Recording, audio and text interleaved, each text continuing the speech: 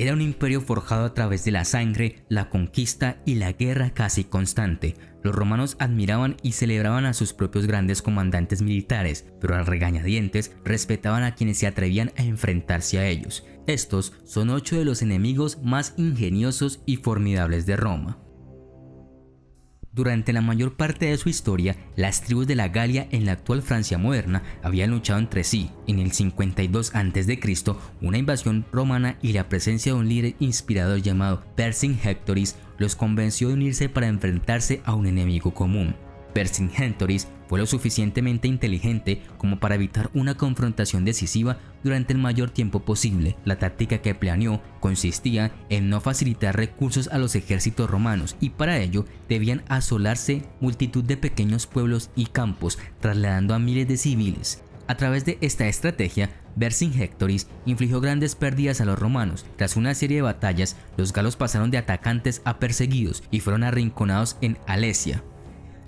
Vercingetorix y su ejército de 80.000 hombres esperaron detrás de sus fortificaciones a que llegaran refuerzos. Con una voluntad despiadada de ganar y con pocos suministros, expulsó a los civiles de la fortaleza. César se negó a permitirles pasar a través de sus líneas y se les dejó morir de hambre lentamente en la tierra de nadie entre los dos ejércitos. Una enorme fuerza de más de 200.000 galos marchó en ayuda de Alesia, aunque demasiado tarde para salvar a los desafortunados civiles. En una batalla entre el gran número de galos y la disciplina de las legiones de César, la disciplina romana triunfó por poco.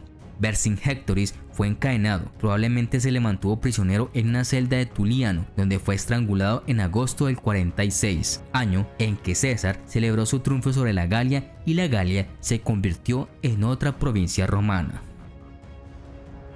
La rebelión de Espartaco fue una fuente de considerable vergüenza para los romanos. Era humillante que sus legiones pudieran ser superadas repetidamente por un ejército de esclavos.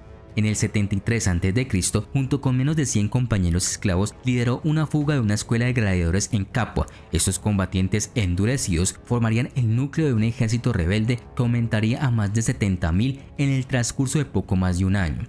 Los romanos inicialmente habían subestimado a Espartaco, quien aplastó las 2 primeras fuerzas enviadas contra él. Con un enorme ejército de esclavos arrasando a voluntad en toda Italia, el Senado romano finalmente se dio cuenta de la verdadera naturaleza de la amenaza que enfrentaban. Pompeyo el Grande fue retirado de Hispania y Craso, el hombre más rico de toda Roma, recibió el mando de 8 legiones enteras para aplastar la rebelión. Frente a una fuerza tan enorme, la única esperanza de Espartaco ahora era huir, pero fue traicionado por los piratas que había sobornado para transportar a su ejército a través del Mediterráneo. Espartaco se vio obligado a enfrentarse finalmente a las legiones de Craso en terreno abierto. Plutarco afirma que el guerrero tracio fue reducido por una decena de hombres cuando trataba de alcanzar la posición de Craso después de dar muerte a 2 centuriones que le salieron a su paso. La mayoría de los rebeldes pereció en la batalla y de los que se rindieron 6.000 prisioneros adultos, todos fueron crucificados a intervalos a lo largo de la vida apia, desde Roma hasta Capua, como advertencia a otros esclavos dispuestos a atacar a sus amos. El cuerpo de Espartaco nunca se halló ni entre los crucificados ni entre los caídos en la batalla.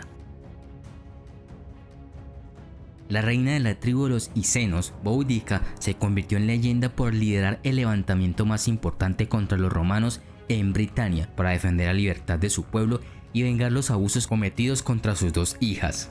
Hacia el año 43 después de Cristo, el emperador Claudio inició una nueva invasión del sur de la isla de Gran Bretaña con sus poderosos ejércitos bajo el mando del comandante Aulo Placio. Este acuerdo funcionó lo suficientemente bien hasta la muerte de Pastragus en el año 60 después de Cristo, momento en el cual el infame emperador Nerón ordenó que la tierra del Iceni quedara bajo control directo de los romanos. La esposa de Pastragus, la reina Boudica, fue azotada y sus 2 hijas fueron ultrajadas. Meses después, la vía proscrita reunió una coalición de 100.000 guerreros y descendió a los asentamientos romanos para exigir su sangrienta venganza. La reina demostró ser un enemigo aterrador y despiadado. Sus fuerzas incendiaron Colchester, St. Albans y Londinium. Más de 70.000 romanos fueron ejecutados o quemados dentro de sus hogares y templos. El enfrentamiento final entre Boudica y los romanos sucedió en el año 61 después de Cristo, los celtas de Boudica interceptaron a la legión de 10.000 hombres en la llamada batalla de Watling Street. Sería una vez más una lucha entre un número relativamente pequeño de romanos bien entrenados y altamente disciplinados y una fuerza mucho mayor de bárbaros furiosos. La disciplina romana volvió a triunfar y el ejército de Boudica fue aniquilado. La reina guerrera derrotada decidió terminar con su vida en lugar de ser capturada y soportar los castigos que se habían planeado para ella.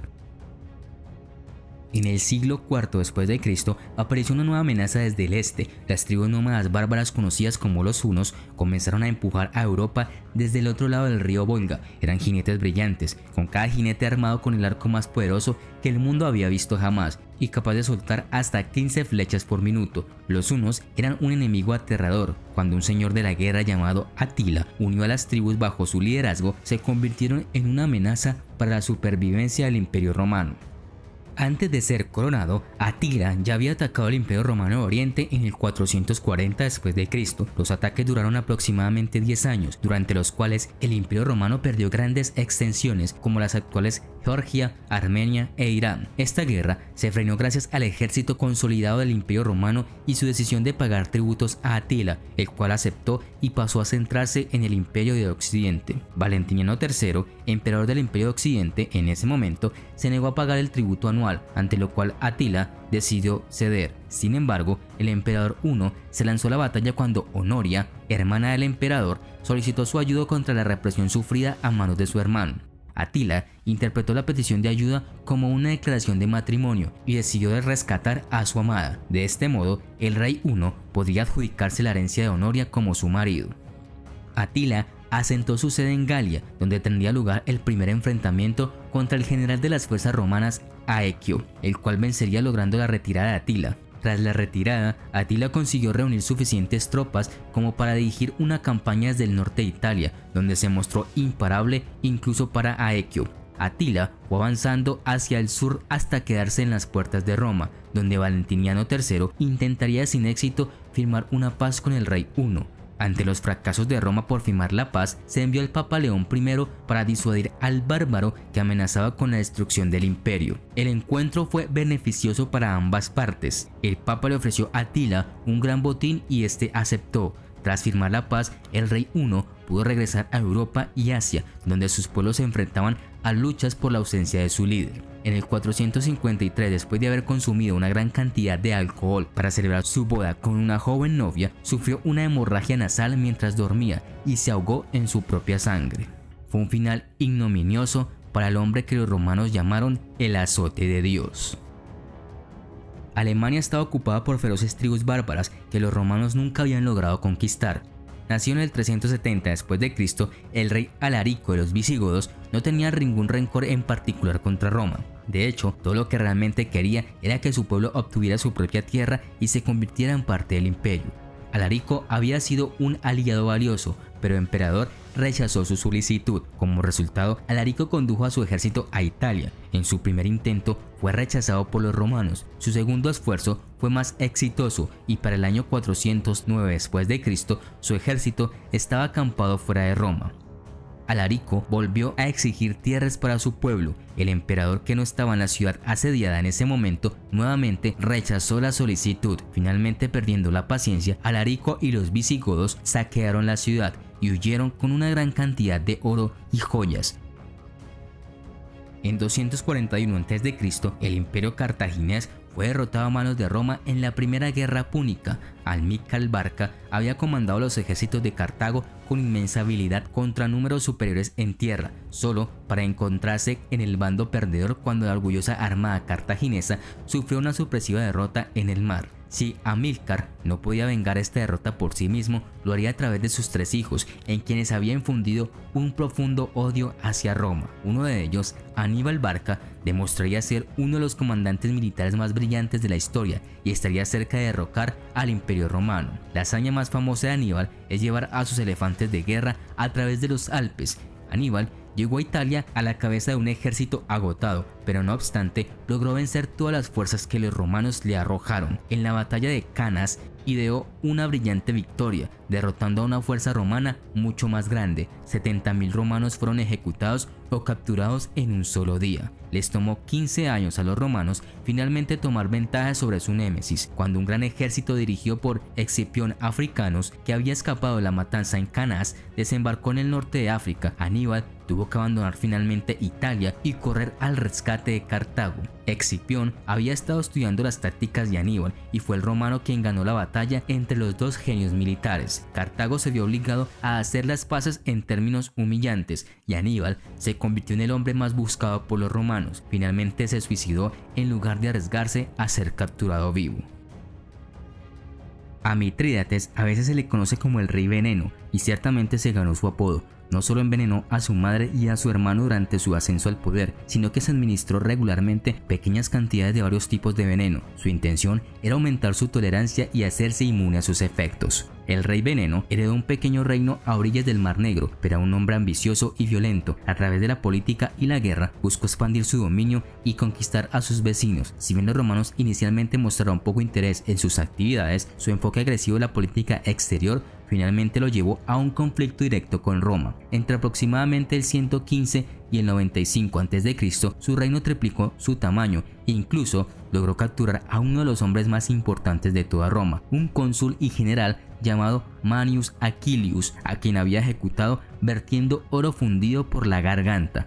Al año siguiente, Mitrídates coordinó el asesinato de unos 80.000 hombres, mujeres y niños romanos en una docena de ciudades asiáticas. Por ahora, Mitrídates se había ganado toda la atención de Roma y Pompeyo el Grande, entonces considerado como el militar más brillante de Roma, había sido enviado para ponerlo en su lugar.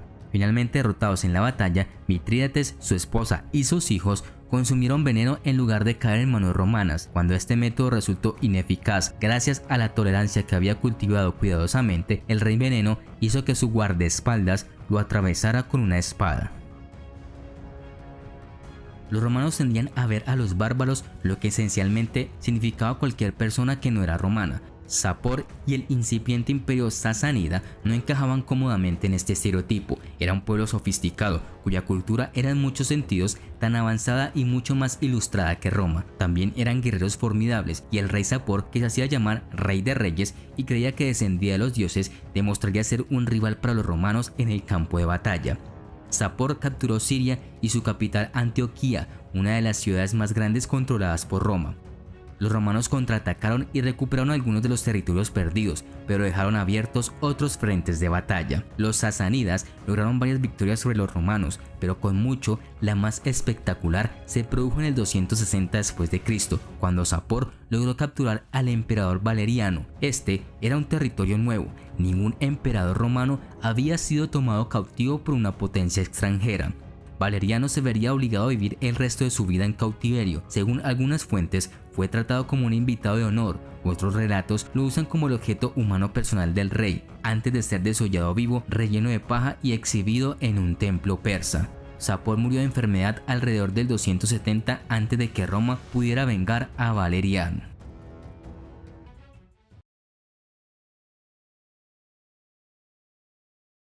En el 282 a.C., mientras Roma buscaba expandir sus fronteras, chocó con otras potencias en la región mediterránea, sobre todo con los griegos, que todavía poseían varias ciudades en Sicilia e Italia. Con estas ciudades amenazadas por el creciente poder de Roma, un general griego con el nombre de Pirro, quien dirigió un ejército de infantería, caballería y elefantes de guerra en Italia, se enfrentó a Roma. Su intención era volver a poner a los romanos en su lugar y muy posiblemente hacerse con un rincón del imperio para él.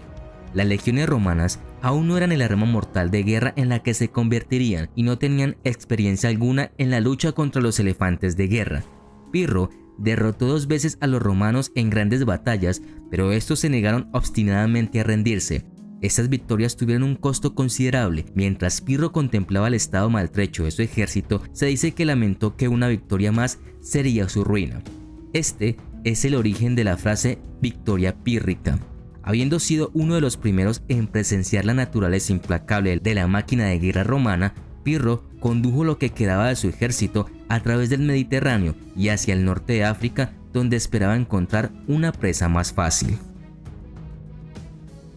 Tras la retirada del rey Pirro de Italia, los romanos se sumergieron en una trilogía de guerras con Cartago, una importante potencia comercial y naval ubicada en el norte de África. En el 215 a.C., durante la segunda de estas guerras, un nuevo gobernante llegó al poder en la ciudad de Siracusa. La ciudad había sido una vez un aliado independiente de Roma bajo el reinado de Herión II. Después de la muerte de Hierón, lo sucede Hierónides, quien tenía intenciones de aliarse con Cartago, por lo que en el 214 a.C., Roma envió un ejército para ocupar la ciudad bajo el mando del general Marco Claudio Marcelo. Desafortunadamente para los romanos, Siracusa estaba lejos de estar indefensa, estaba protegida por gruesos muros, leales soldados y el ingenio de su habitante más famoso. Ese hombre era Arquímedes, el mayor genio de su época. Todavía se le recuerda hoy como un brillante matemático, científico, ingeniero y el hombre que gritaba eureka desde su bañera. Es menos conocido que diseñó armas de guerra extraordinarias para defender su ciudad e intentar romper el asedio romano.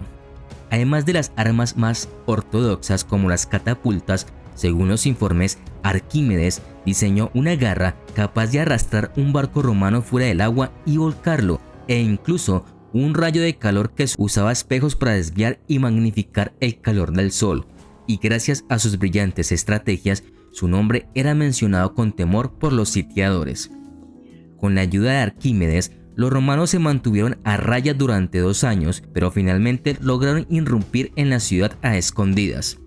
El comandante romano había ordenado a sus soldados que le trajeran vivo a Arquímedes. En esta ocasión no se impuso la disciplina romana y uno de los grandes genios de la historia fue atravesado con una espada mientras contemplaba un problema matemático. Descrita como una tribu particularmente belicosa, los Zenone le dieron a la República de Roma bastantes problemas que culminaron con el primer saqueo de Roma en el 390 a.C. Breno, jefe de esta tribu, invadió Italia con la intención de saquear Roma, pero se encontró con una feroz resistencia. Los Zenone se involucraron primero en un asedio de la cercana ciudad de Clusium al norte de Roma, por lo que los ciudadanos pidieron ayuda a Roma. Llegó una delegación de romanos, pero los Zenones ya habían abandonado Clusium para atacar Roma. Se encontraron con el ejército romano en el río Alia y a pesar de que fue superado en 2-1, su ejército de alrededor de 15.000 logró derrotar al ejército de la República y cuando la vanguardia se rompió, procedió a saquear Roma por un par de semanas, saqueando y masacrando a sus ciudadanos, lo que obligó a los ciudadanos romanos a huir de la ciudad en masa. El Senado había rogado al señor de la guerra Galo que cesara la matanza, tratando de comprarlo con media tonelada de oro. Sin embargo, el jefe exigió más y mientras los romanos protestaban, gritó Vae Victis, o ay de los vencidos.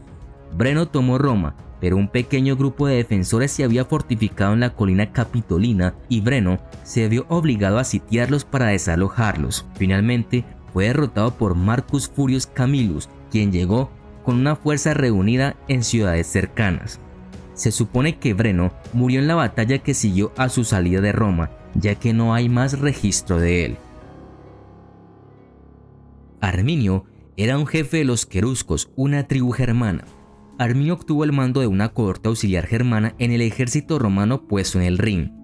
En ese momento sirvió bajo el mando del gobernador Publius Varus. La tarea de Varus era completar la conquista de Germania, pero sus métodos rudos y sus demandas de impuestos incitaron a las tribus a rebelarse. Al ver a sus compatriotas oprimidos por los romanos, Arminio se convirtió en el líder de los rebeldes. En el año 9 después de Cristo, Arminio atrajo a Varus a una emboscada en el bosque de Teutoburgo. Arminio sabía que las legiones no caerían fácilmente. El enorme campamento romano empequeñecía a las aldeas locales y sus fortificaciones hacían que sus legionarios fueran casi invencibles. Los legionarios tenían mejor armadura, armas y disciplina que los guerreros germánicos, la gran mayoría de los cuales eran granjeros. Allí, el difícil terreno favorecía a los rápidos y ágiles guerreros germánicos de Arminio. Varus cayó sobre su espada mientras sus legiones eran diezmadas a su alrededor. Fue una de las peores derrotas de Roma y provocó que el emperador Augusto abandonara la conquista de Germania. Sin embargo, el héroe romano germánico Julio César, en ese momento procónsul de Germania, continuó liderando campañas contra ellos. Arminio sufrió derrotas pero ganó la guerra cuando Germánico fue llamado a Roma por el nuevo emperador romano Tiberio. Después de haber liberado y defendido con éxito Germania contra los romanos, Arminio se había convertido en el líder más poderoso de Germania y aspiraba a ser rey, pero muchas facciones tribales resentían su autoridad. Traicionado por sus parientes, Arminio fue asesinado en el año 19 después de Cristo. Viriato fue el líder de los lusitanos en su guerra con Roma. En el 150 a.C., Viriato escapó de la masacre romana y la esclavitud de lusitanos que se habían rendido pacíficamente. Viriato, que juró vengarse de Roma, se convirtió en un joven jefe y en el 147 a.C. se unió a un ejército lusitano que atacaba la pacificada Turdetania. Sin embargo, Cayo Vitilios respondió enérgicamente, atrapando a los lusitanos contra un río. Abatidos, los lusitanos enviaron mensajeros con ramas de olivo a Vitilios, suplicando por la paz y tierras más fértiles para asentarse. Vitilios estuvo de acuerdo con las demandas de los lusitanos, pero a su vez exigió la entrega de sus armas. Viriato no quiso nada de eso, recordando a los miembros de la tribu la traición de Galba, por lo que pidieron a Viriato que tomara el mando de todo su ejército. Al reunir la caballería, Viriato los dirigió contra las líneas romanas. La escaramuza confundió a los comandantes romanos y permitió que la infantería huyera del campo. Vitilios vino en su persecución, pero los legionarios con armaduras pesadas no pudieron alcanzar a los lusitanos, que estaban ligeramente armados. Viriato se mantuvo fuera de su alcance, arrastrando a los romanos por el valle del río Barbesula hasta que la columna romana se extendió a lo largo de un paso estrecho con una pendiente cubierta de matorrales en un lado y un acantilado en el otro. Aquí Viriato lanzó su trampa, haciendo girar su caballería y atacando desde el frente, mientras los miembros de la tribu escondidos en los matorrales irrumpieron por la pendiente. Los romanos lograron luchar para salir, no sin antes perder más de la mitad de su número. Vitilios estuvo entre las 4000 bajas. En los 2 años siguientes, Viriato derrotó a todos los gobernadores que Roma envió contra él. El senado romano, alarmado por las noticias que llegaban de Lusitania, decidió enviar allí al cónsul Fabio Máximo. Fabio Máximo siguió su campaña con 2 legiones romanas y auxiliares. Viriato los derrotó, matando a 3000 romanos. A medida que el renombre de Viriato creció más y más miembros de la tribu se unieron a él. Roma echó mano de otro general prestigioso, Serviliano, hermano de Máximo, que llegó a Lusitania con 20.000 hombres, más de 10 elefantes y 300 jinetes provenientes de Libia. Serviliano fue tras él, pero de nuevo la astucia de Viriato lo venció. Viriato decidió aprovechar ese momento para forzar un tratado de paz, no ya con Serviliano, sino con el mismo pueblo romano. El Senado lo ratificó y declaró a Viriato amigo de los romanos. Sin embargo, en el 139 a.C., Viriato falleció víctima de una traición al ser asesinado por 3 de sus lugartenientes comprados por el gobernador romano Servilio Escipión. Viriato, uno de los enemigos más exitosos y carismáticos de Roma, se convirtió en el primer héroe nacional de Portugal. Ceniva o Caniva fue el rey de los godos que derrotó al emperador Decio en la batalla de Abritus en el 251 después de Cristo. Ceniva pudo haber aprendido habilidades y tácticas estratégicas en el ejército romano, ya que muchos guerreros godos se alistaron o sirvieron como mercenarios o simplemente podrían haber tenido un talento natural para la guerra. De cualquier manera, demostró ser un adversario formidable de Roma y derrotó a sus fuerzas de manera tan completa que después de la muerte de Decio, los romanos no tuvieron más remedio que permitirle salir de su territorio con todo el botín y prisioneros que había tomado de Filipópolis. Después de la batalla de Abritus, no se vuelve a saber de Ceniva, pero se le asocia con el posterior rey Canabaudes, también conocido como Canabas, quien murió en la batalla junto con 5000 de sus tropas en un enfrentamiento con Aureliano en el 270 después de Cristo. Jugurta de Numidia. Jugurta había servido en el ejército romano en su juventud y sabía todo sobre sus debilidades y fortalezas. Llegó al poder y se convirtió en rey al ejecutar a sus dos hermanastros. El asesinato de uno de ellos, llamado Aderbal, fue profundamente resentido en Roma. Jugurta había masacrado la ciudad de Cirta, la capital de Aderbal, en el 112 a.C., lo que lo puso en conflicto directo con Roma. Roma había enviado al comandante Lucius Calpurnio Bestia a Numidia en el 111 a.C. Aunque Bestia logró numerosos avances en las batallas posteriores, no pudo terminar la guerra de manera concluyente y logró que Jugurta se rindiera. Pero pronto Jugurta recurrió a sus formas astutas y sobornó a Bestia para que regresara a Roma, dejando una fuerza simbólica en Numidia. Luego, también sobornó a las fuerzas restantes y cuando lo convocaron a Roma, sobornó con éxito a las personas allí y regresó sin ningún daño. Entonces, en el 110 a.C., Roma envió a Postumio Albino para acabar con Jugurta, pero incluso Albinio o su hermano Aulo no pudieron avanzar mucho y fueron expulsados de África. En el 109 a.C., Quinto Sicilio Numedicus inició sus campañas en Numidia e hizo varios signos de progreso. Jugurta fue finalmente traicionado por su yerno y llevado a Roma encadenado, donde murió en el 104 a.C. en una prisión romana. Así terminó la vida de uno de los enemigos más astutos de la antigua Roma. En Bélgica, Ambiorix ahora es considerado un héroe nacional que luchó valientemente contra las fuerzas de César de la antigua Roma en las famosas guerras galias. Ambiorix habría sido siguiendo una figura oscura si Julio César no lo hubiera mencionado con entusiasmo en sus relatos de las guerras galias. El nombre de Ambiorix probablemente significa rey protector, y fiel a su nombre, era con toda probabilidad un rey conjunto de su tribu con otra persona llamada Cativolcus.